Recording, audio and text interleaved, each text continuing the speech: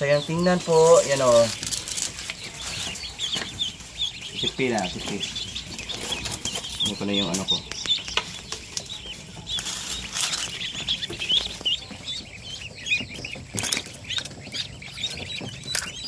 This is my final incubation.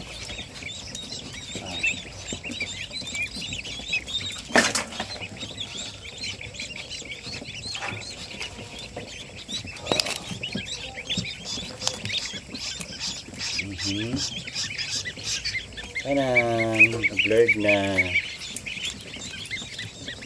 Blurred na yung pumuto yan o. Yan. May isa pa po. Yan po, tinutulungan natin o. Pag gano'n ha. 1, 2, 3. Tanan, tanan, tanan, tanan, ting, ting, ting, ting, ting, ting, ting, ting. Good morning to the world. Ano? Diba? So, pag ganito po, kunin nyo nila dito guys. Yan.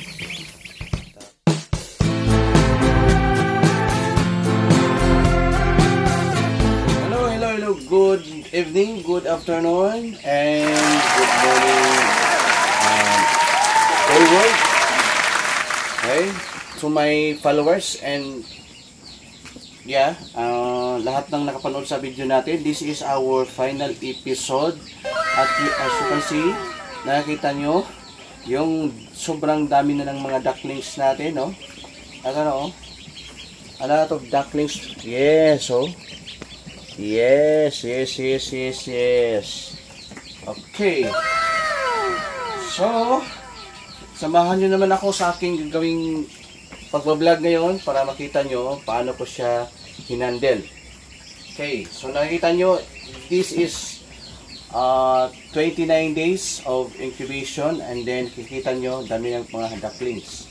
Ayan guys, so sa mahilig sa mga usapang ganito, pag hindi pa nakapag-subscribe at ngayon na nakabisit sa aking YouTube channel, please don't forget like and subscribe. Di ba? Para kita-kita tayo sa next nating video. Okay? Nakikita nyo po ito. Pakita mo po, please. Yan. Ito po yung ating mga ducklings. No, marami na. Hindi ko pa ito nasiksing. Okay. Hindi ko pa ito nasiksing. Ito pa po. I-ano mo ng konti. Yan. Nakikita nyo po yan. Bukas yan gagawin natin na siksingan na natin po yan. Okay? Hindi ko pa ito sineparate ang black and brown. Yan po yung sikreto guys. Kung makataka kayo sa mga ating mga supplier na iba, nakikita nyo pag deliver po ay naka-separate na po yung brown at saka yung black. Ay wala po pang pag first yun sa sa hatchery, wala pang segregation yan. So halo-halo pa yan, black at kuyomanggi. Yan po. So ayun dito na. Okay. May karton na to. Ayan na. Okay. Ayan. Ayan na dito. Dito lang gawin natin po. Ay, puno na. Sobra na nga to. Wala, hindi po din isagol yan. O, wala na. Puno na lahat yan. Pag ano na tayo ng isa. Ito, paki ano dito. Yan, ipatong dito. Nangingay lang. Ano? Tignan mo, oh. Tignan niyo po. Close, down ng camera dito. Kaya kuha ka ng karton dyan, isa to. Tapos tipan mo. Yan. Sayang tingnan po. Yan o. Tipi na, tipi. Ito na yung ano ko. So ganito lang gawin natin po. Ako na ano. Ito na. Yan. Sobrang dami na talaga. Ako. Okay. Zoom mo na lang. Okay. Yan. Steady lang. Tatlong wala lang para makita nila. Yan. Yan po. Lagay natin dito. Yan. Hello baby. sobrang daming baby natin. And this one, lagay natin dito. Ano natin? Ito. Tingnan mo, yan o, yan o. Close mo na yan. Blurred siya. Blurred kasi naniditik siya dito. Ayan. Tingnan po ha, o.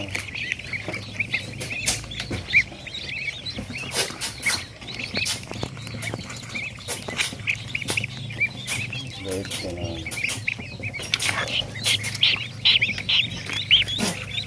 Blurred siya.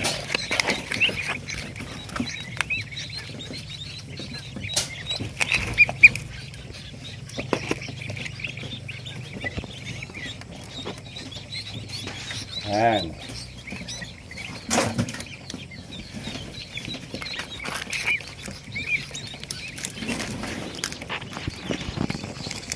Ay, okay. Yan pala yan o. Ayan, ayan.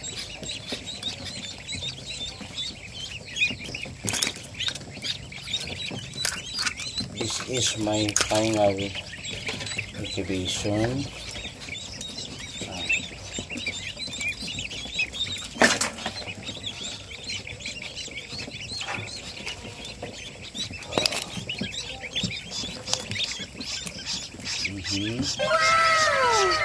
Ayan, blurred na.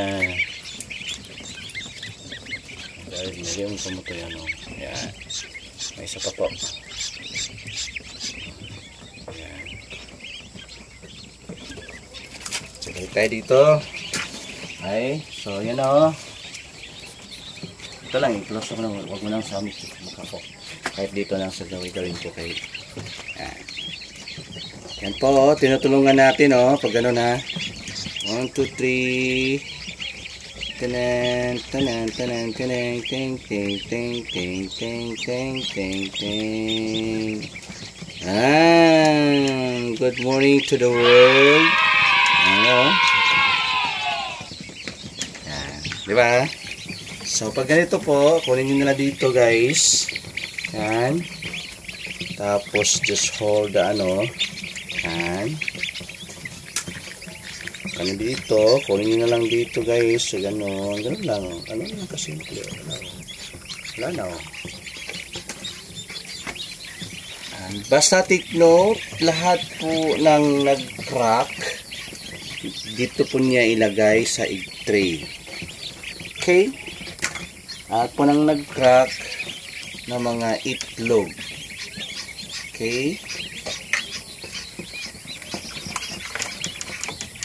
Ayan, shout out po sa mga subscriber natin, sa mga client po natin. Salamat po sa pagtitiwala. Okay. Dito na po yung mga ducklings nyo. Doon po sa nagpa-reserve na hindi natuloy pa muna. So, okay lang yun.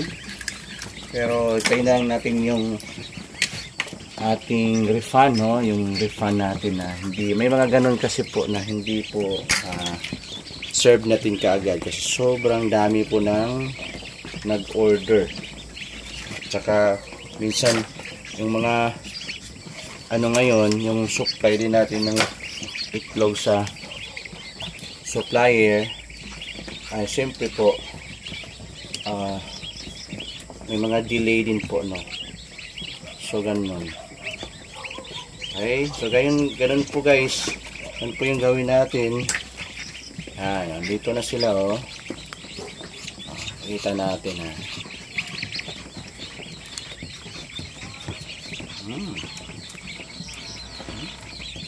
Tingnan nyo. Sige na.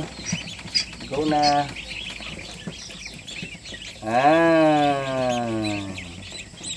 Hello.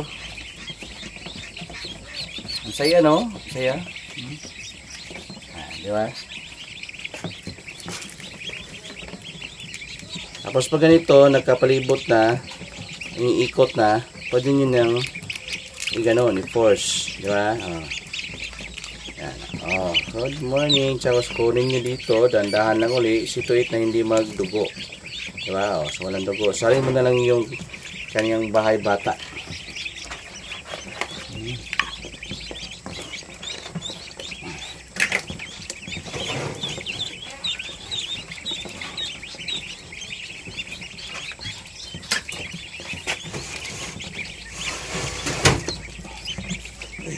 Hello, hello, hello. Ah.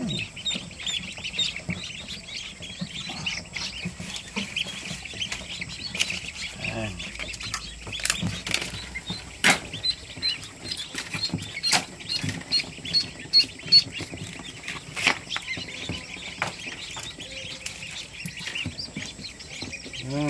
Ans talaga. Oh. Bakit dito kasi nila? Talaga ans mo dito. Ito yung tayo ano, kaans oh. Dito na ano. Ay dito rin oh. Kailangan marunong kayo magtingin ito ha. Dapat oh, pag hindi ito siya nyo tulungan, wala na yan eh. Sayang, hindi siya mabuhay. Sayang na. Mga ganon po. Kailangan mabantayan nyo, no, monitor nyo po, no. Bali ang ano lang man nito guys, pag magpapisa kayo, may tuturo natin, lalo na pag indoor kayo sa ating hatching tutorial program. Okay, lahat tayo marunong magpapisa, hindi sustainable na yung negosyo, yung itik, hindi na kayo bibili ng mga ducklings pa kasi alam nyo na paano magpapisa. Mahal kaya magbili ng mga ducklings, no? Nagre-range po pala ng 75 to 85 yung ducklings natin. Ayan. Depende na po yan sa supplier.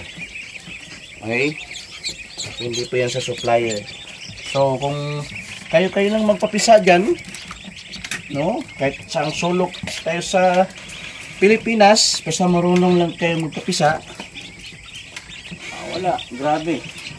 Kahit kayo na mag-supply talaga sa karatig na bayan dyan. Diba? Ganun. So tayo. So, sige. Ay, papel. Ano yung papel? Ay, ito lang papel. Ayaw, ito papel. Yan. Ulitin yun. Ito lang, basta may karton lang na matibay po. Basta lagyan nyo lang talaga niyang newspaper, makailang bisis nyo pa siya gamitin. Yan lang po, no? Just every day dito sila natulog, papalitan nyo talaga ng newspaper kasi mamumuo din po yung bakterya kung hindi nyo siya papalitan. Kasi bibili lang tayo ha. Okay, let's count 5 by 5 5 10 15 20 25 30 maya tuyo na to 35 40 45 lahat, oh. 45 lahat. Cover mo. 5 lahat.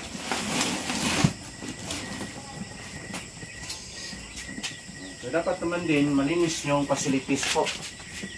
Dapat din po malinis yung facilities nyo. So, alam nyo kung anong gamitin nyo na mga gamit ang ano. Close na natin. Ay, meron pa pala.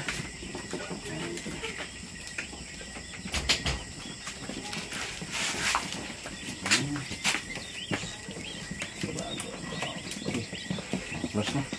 Muna ano dyan. Para ano.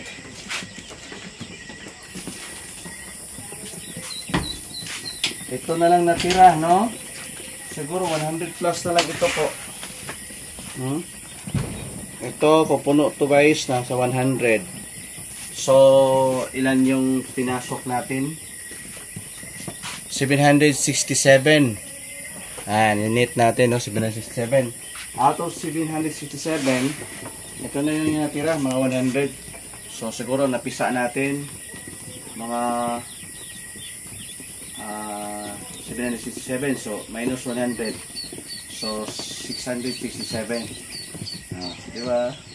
Ayan, kikita nyo. Pero yung iba dito, yung may mga naisikan bats pa tayo. Okay? Ito. Mapipisa na to. Days na lang to eh. Ay, mag-ano na nga, oh. Nag-start na sila ng ano, Joe. Oh, nag-start na pala ng crack, oh. Oh, bukas to. Sunod-sunod na to. Sunod-sunod na. Okay. Alam mo yung bakit ang sikreto ko din dito? Okay, dito may hangin. So hindi ko siya pinapabor yung egg tray dito po. Kasi pag gano'n naka-under yan, yung lamig ng hangin matatamaan yung mga itlog sa gilid. Yun yung una mamatay. So napansin ko yan ilang beses na yun. Paano? Bakit hindi naman siya na-overheat?